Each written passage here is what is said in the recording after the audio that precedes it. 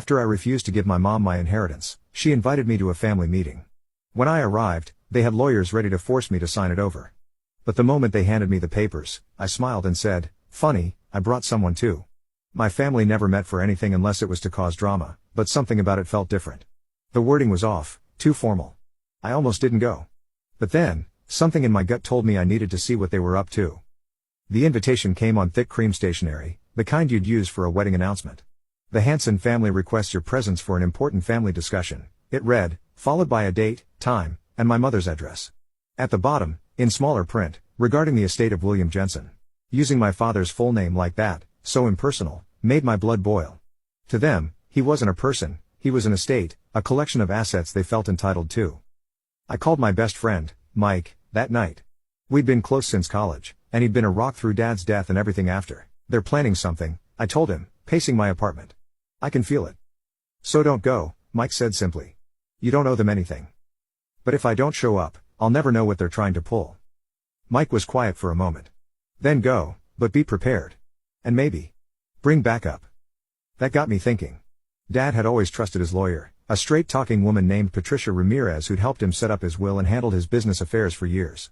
I'd met with her after Dad died, and she'd been clear about everything. The will was solid, my mother had no claims, all the paperwork was in order. I called Patricia the next morning and explained the situation. She listened without interrupting, then said, "This sounds like an ambush. If you're going, I'm coming with you. But don't say anything about me beforehand." "You think they're that serious?" I asked, surprised by her immediate offer to help. "Your father was very clear about his wishes," she replied. "He also warned me about your mother. Said she'd try something like this if he died first. I promised him I'd make sure his will was respected." The day of the meeting, I felt sick to my stomach. Patricia and I agreed to arrive separately, me right on time, her a few minutes later, once the meeting had started. As I drove to my mother's house, memories flooded back. The few awkward holidays I'd spent there as a teenager. The way Richard would talk down to Dad when they had to interact for school events. The constant comparisons between me and my half-siblings. I parked on the street rather than in the driveway, giving myself an easy exit. Taking a deep breath, I walked up to the house I'd never felt welcome in and rang the doorbell. When I walked into my mom's house that day, I knew immediately that I had walked into an ambush. The living room had been set up like some kind of courtroom. My mom sat in the center next to her husband, smug as ever. My half-siblings were there too, looking way too pleased with themselves. And then there were the two men in suits. Lawyers.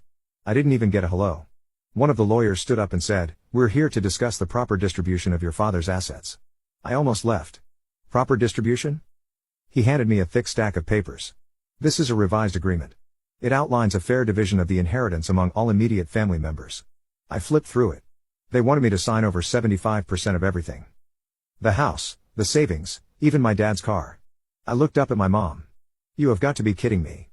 She sighed dramatically, like I was some disobedient child. "This is the best solution for everyone. You don't need all of it. Be reasonable." Reasonable? They wanted to take everything my father worked for, everything he left for me, and they thought I would just roll over and let them. I took a deep breath and smiled. "Funny," I said, tossing the papers onto the coffee table. "I brought someone too." The door swung open, and in walked my lawyer. But not just any lawyer, my father's lawyer. The one who drafted his will. The one who knew every single legal safeguard my dad put in place to prevent exactly this from happening. My mom's face went pale. Her husband shifted uncomfortably in his seat. My lawyer didn't waste any time. She picked up their so-called agreement and flipped through it. Then without looking up, she said, "This is cute. Illegal, but cute." One of the other lawyers cleared his throat. "We believe that given the circumstances, a redistribution." My lawyer cut him off. "Let me stop you right there. The will is ironclad. Any attempt to contest it will be laughed out of court. And if you so much as try to coerce my client into signing away his inheritance, we will press charges for fraud and attempted extortion." Dead silence. Then, my mom's voice, sharp and desperate, "You wouldn't do that. You wouldn't take your own mother to court." I looked her dead in the eye. "Try me." The room was silent. No one dared to move. My mom, who always had something to say, just stared at me like she didn't recognize the person in front of her. My half-sister, usually full of fake sympathy, suddenly looked like she wanted to sink into the couch. My stepdad? He was gripping the armrest so hard his knuckles had gone white. Then, the lawyer sitting next to my mom cleared his throat. "There's no need for hostility. We're just trying to come to a mutual agreement." Mutual agreement, my ass. I folded my arms and leaned back in my chair. A mutual agreement would have been talking to me before you had a lawyer draft up a document that steals what's mine. My lawyer flipped the contract shut and dropped it onto the table.